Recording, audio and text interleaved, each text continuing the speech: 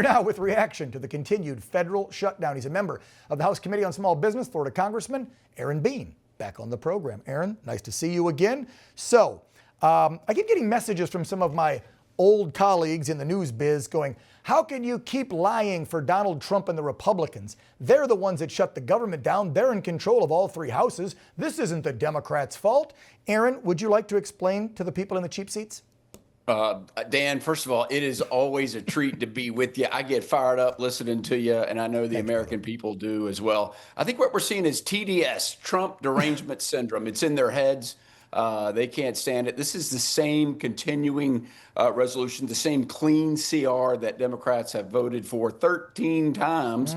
The only difference is Donald Trump is in the White House. This TDS, this derangement syndrome, they hate the president, and we're seeing it on display now. It's so easy. It's so easy. All we need is for the Democrats to vote for this continuing resolution, and then we open the government and we can have a conversation. You know, this only lasts, Dan, and I think we probably did it too short. I think it's only 6 weeks. It's a 6-week continuing resolution. Right. We're going to be back here unless we go back to work and pass a regular budget and get back to regular order. That's what we need to do. You know, I've heard you and others say, can we just get some, and nobody ever wants to do this, sometimes on both sides of the aisle, but more so on the left, some just clean one-item bills.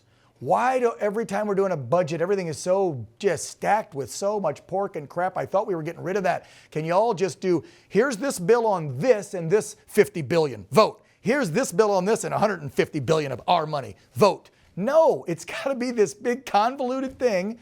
And then, you know, the American people don't even know what the heck y'all are signing and where our money's going anymore. And I know you and others have pushed for more of that clean voting. Are we going to get to that ever? It's what America wants, and I'm with you on it too. For some reason, we make it hard. We make it. It's passing an act of Congress, and it's so rare that we pass things that we want to load everything up every time something comes along. Back to your original question, 60 votes. Yeah, we control the majority in the Senate, but the Senate's rules and procedures to avoid the filibuster, you need 60 votes. We only have 53. Thank you. And so we need some of the other members of the minority party to come aboard.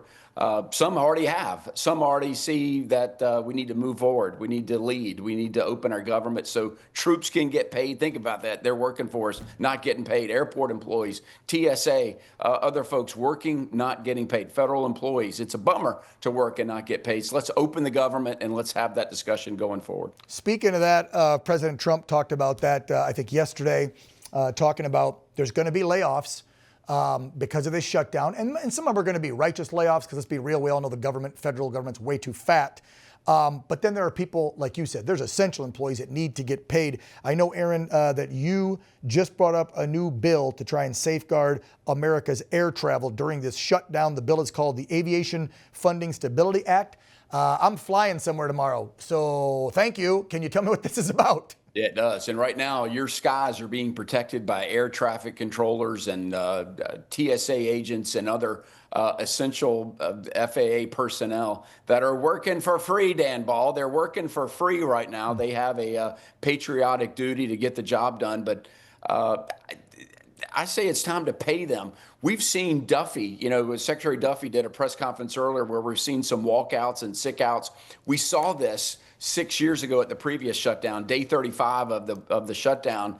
We had blackouts. We had had to close down parts of our air travel components because we had so many people that said, I'm just not going to come to work anymore. So what this bill does, it says we're going to pay them. We've already got funds there in some trust funds that we can pay them. Everybody gets made whole when the government reopens. But these guys have family, these gals have families. Yes. Let's make sure that their dinner is still on the table and they don't have to worry about this. They can worry about keeping your airplane, Dan Ball, when you fly tomorrow, keep it safe. My wife appreciates that. I know you got to run. You have a meeting. Last question. What are you hearing on the streets of the swamp? How long could this potentially last? I mean, how far are these Democrats willing to go? Well, we don't know the depths of the TDS, of the Trump derangement syndrome that they've come down with. Dan, I think it's going to be at least another week. I think the pressure is going to amp on. Come the 15th, when the first round of paychecks are missed, not only by TSA, but of our troops, by other things. And hopefully they'll call their Democratic senator and say, what are you doing? Open the government. I want to get paid. So until that happens, I think we're going to be stuck in shutdown land a few days longer. There we go. All right. So as I wrap up with Aaron Bean representing the great state of Florida in the 4th District, here's your call to action, folks. Fire up those Democrat senators and tell them to get on board with the CR so we can reopen the government. Give them hell. Thank you, Aaron Bean. Appreciate you, Congressman. Go get them, Dan. Thank you, buddy. Yep.